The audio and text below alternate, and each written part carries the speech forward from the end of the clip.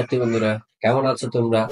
আমি আজকে তোমাদের জন্য উপপাদ্যের যে অংশটা শুরু করলাম, রেখা, কোণ ও ত্রিভুজ 6 নম্বর অধ্যায়, উপপাদ্য নম্বর 15। শিক্ষার্থী বন্ধুরা, এটা হচ্ছে খুবই খুবই ইম্পর্টেন্ট। এটা প্রায় সময় বিভিন্ন বোর্ডে আসতে আমরা দেখি। এই প্রশ্নটা প্রায় সময় আসতে দেখা যায়, হয়তো কথার ভাষা দেয় অথবা ক্যালকুলেশন দিয়েও দেয়। ঠিক আছে, তো তোমরা সবাই কেমন আছো? আজকে যারা আমার ক্লাসটা দেখছো সবাইকে আমি স্বাগত জানাই। আশা রাখছি তোমরা অবশ্যই অবশ্যই সবাই ভালো আছো। প্রয়োজনীয় যে তথ্যগুলো আমি বলবো সেটা ওগুলো অবশ্যই নোট করে নিতে হবে, এবং অবশ্যই আমার চ্যানেল যারা এখনো একেএমএফ ইউটিউব চ্যানেলে সাবস্ক্রাইব করো নাই তারা অবশ্যই সাবস্ক্রাইব করতে হবে। কেমন? আমি চেষ্টা করবো তোমাদেরকে দাফে দাফে বুঝিয়ে দেওয়ার জন্য। একটা জিনিস মনে রাখবো, প্রশ্নের মধ্যেই কিন্তু উত্তর। আমি বিগত ক্লাসগুলোতে আমি বলেছি, দেখো এটার মধ্যেও কিন্তু উত্তর দেয়া আছে, প্রশ্নের মধ্যে কিন্তু ক্লু গুলা দেয়া থাকে। আমি দাফে দাফে তোমাদের বোঝানোর চেষ্টা করব। কেউ স্কিপ করে আমার ভিডিও গুলা দেখবো না, তাহলে প্রয়োজনীয় সংখ্যক যে তথ্যগুলো আছে সেটা তাহলে তোমরা মিস করে যাও। দেখো শিক্ষার্থী বন্ধুরা, ত্রিভুজের যে কোনো দুই বাহুর মধ্যবিন্দু সংযোজক রেখাংশ। ত্রিভুজের যে কোনো দুই বাহুর মধ্যবিন্দু সংযোজক রেখাংশ। আমরা যদি কথাটা যদি বিশ্লেষণ করতে যাই, ত্রিভুজের কয়টা বাহু শিক্ষার্থী বন্ধুরা? 3টা বাহু। এখানে বলছে ত্রিভুজের যে কোনো 2টা বাহু। আমরা যদি ত্রিভুজের যে কোনো 2টা বাহুর মধ্যবিন্দু নিই এবং 2টা বাহুর মধ্যবিন্দু গুলা যদি আমি যোগ করি, সংযোগ রেখাংশ যেটা আমি পাবো সেটা হচ্ছে তৃতীয় বাহু, যেটা থাকবে তার সমান্তরাল হবে এবং দৈর্ঘ্য তার অর্ধেক হবে। আমি যদি এভাবে বিশ্লেষণ করি শিক্ষার্থী বন্ধুরা, ABCD একটা ত্রিভুজ, ABC একটা ত্রিভুজ, AB এর মধ্যবিন্দু হচ্ছে ডি, AC এর মধ্যবিন্দু হচ্ছে ই। অর্থাৎ এবং এখন এই দুই বাহুর মধ্যবিন্দু যদি আমি যোগ করি, আমার এই রেখাংশ যেটা আমি পেলাম, ডি রেখাংশটা, সেটা তৃতীয় ত্রিভুজের যে তৃতীয় বাহুটা আছে তার কি হবে? সমান্তরাল হবে। এবং ডিই যে বাহুটা আছে সেটা বিসি এর কি হবে? অর্ধেক হবে। এটাই হচ্ছে তার প্রশ্নটা। কেমন? আশা করি তোমরা সেটা বুঝতে পেরেছো।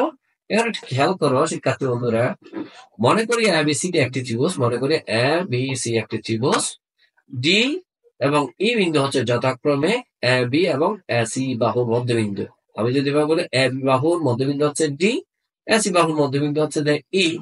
প্রমাণ করতে হবে যে শিক্ষার্থী বন্ধুরা, ডি ই বাহুটা হচ্ছে বিসি বাহুর সমান্তরাল এবং ডিই বাহুটা হচ্ছে বিসি বাহুর অর্ধেক। ঠিক আছে, প্রশ্নটা কিন্তু পরীক্ষাতে তোমার এই কথার পাশে এভাবে দেয় অথবা গাণিতিক ভাবে এভাবে দেয়।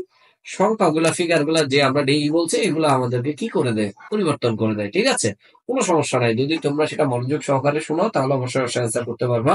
আমি যদি ভুল না বলি, সেটা গতবার চট্টগ্রাম বোর্ডে 2024 সালে আসছে।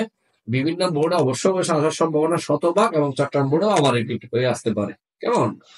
এখন দেখো অঙ্কন অংশে আমি যদি ডিই যোগ করলাম, যোগ করে ডিটাকে এমন ভাবে আমি বর্ধিত করলাম যেন ডি বাহু যতটুকু হয় ই এফ বাহুটাও যেন ততটুকু হয়, তখন আমরা লিখতে পারি ই বাহু সমান হচ্ছে ডি বাহু। সি থেকে এফটা কি করলাম? যোগ করলাম অঙ্কন অংশে। আশা করি সেটা তোমরা বুঝতে পেরেছো। এখন দেখো, আমি তোমাদেরকে এখানে হচ্ছে ভিন্ন ভিন্ন কালারে আমি একটু মার্কিং করেছি, সেটা তোমরা যদি একবার বুঝে দাও, আসলে তোমাদের মুখস্থ করার দরকার নেই, জাস্ট তোমরা কথার মধ্যে দিয়ে তথ্যগুলো উপস্থাপন করতে পারলে তোমাদের এই ভাষায়, জ্যামিতিক ভাষায় লেখাটা খুব বেশি কঠিন হবে না। কেমন? এখন দেখো প্রমাণ, আমরা দুইটা ত্রিভুজ নিয়ে চিন্তা করব প্রমাণ অংশে। একটা হচ্ছে এডিই ত্রিভুজ, এডিই ত্রিভুজ। আর একটা আমরা দেখতে পাচ্ছি সিই এফ ত্রিভুজ। দুইটা ত্রিভুজের মধ্যে আমরা যদি তুলনা করে পাই শিক্ষার্থী বন্ধুরা, এ ই বাহু যতটুকু, ই সি বাহুটা হচ্ছে ততটুকু, যেটা আমাদের কি প্রশ্নে দেওয়া আছে। কেমন?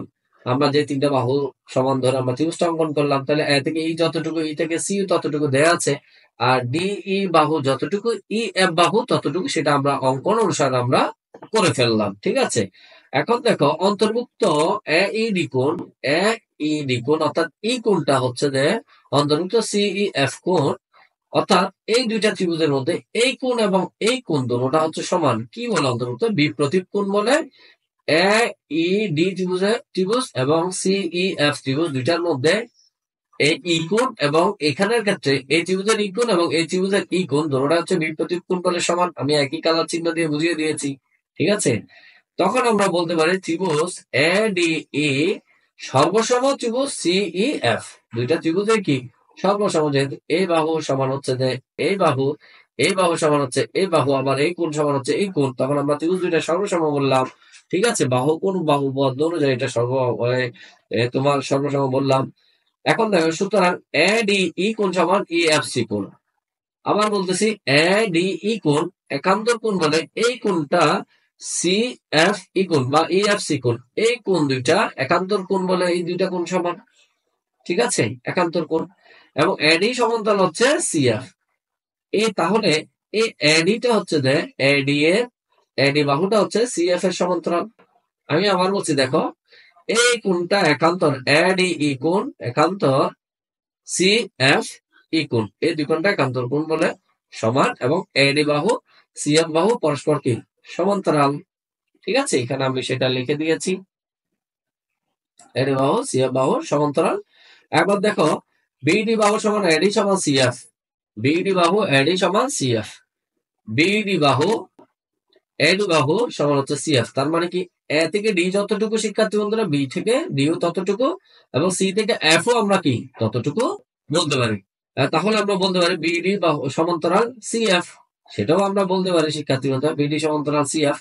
তখন আমরা কি বলতে পারি শিক্ষার্থী বন্ধুরা, বিডি বিডি এফ সি একটা কি সামান্তরিক। ঠিক আছে, তখন আমরা সেটা বলে ফেলতে পারি। এখন দেখো ডি এফ সমান্তরাল বিসি, ডি সমান্তরাল বিসি, ডি এফ সমান্তরাল বিসি, ডি এফ সমান্তরাল ডি থেকে এফ যতটুকু সমান্তরাল বিসিটা হচ্ছে এই ডি এফ বাহু সমান্তরাল হচ্ছে বিসি আর বিডি বাহু সমান্তরাল হচ্ছে সিএফ, সেটা আমরা এখানে বলে ফেললাম। ঠিক আছে, ডি বাহু সমান্তরাল হচ্ছে বিসি, ডি সমান্তরাল হচ্ছে আবার বিসি, ডি ই সমান্তরাল হচ্ছে বিসি, অর্থাৎ এ ডি ই বাহু সমান্তরাল হচ্ছে বিসি। কেমন, এটা আমরা বুঝে গেছি। এখন দেখো আমরা লিখতে পারি ডিএফ সমান বিসি, আবার ডিএফ সমান হচ্ছে কি বিসি, ডিএফ ডিএফ সমান এই ডি থেকে এফ যতটুকু আমরা বলছি বিসি ততটুকু। কেমন, ডিএফ সমান আমরা কি লিখতে পারি শিক্ষার্থী বন্ধুরা, ডিই যোগ ইএফ, এটা আমরা লিখতে পারি। এই যেখানে লিখেছি শিক্ষার্থী বন্ধুরা, ডিএফ সমান হচ্ছে ডিই প্লাস ইএফ আর বিসি তো আছেই, আর ইএফ টা হচ্ছে আমাদের ইএফ যতটুকু ডিইউ ততটুকু। ঠিক আছে, ইএফ দেখো একটু খেয়াল করে, ইএফ যতটুকু আমাদের ডিইউ ততটুকু, অর্থাৎ ডিই সমান ইএফ আমরা এটা লিখতে পারি, সেটা আমরা লিখে ফেললাম এখানে।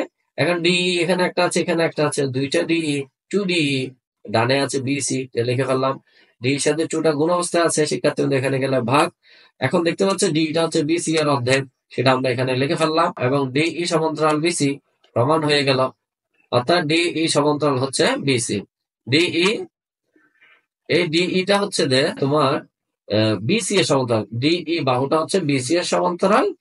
ঠিক আছে, আর ডিইটা হচ্ছে বিসি এর অর্ধেক, আমরা সেটা প্রমাণ করে ফেললাম। আশা করি তোমরা খুব চমৎকার ভাবে প্রশ্নের উত্তরটা বুঝতে পেরেছ। ঠিক আছে, তো শিক্ষার্থী বন্ধুরা সাথে থাকার জন্য অনেক অনেক ধন্যবাদ।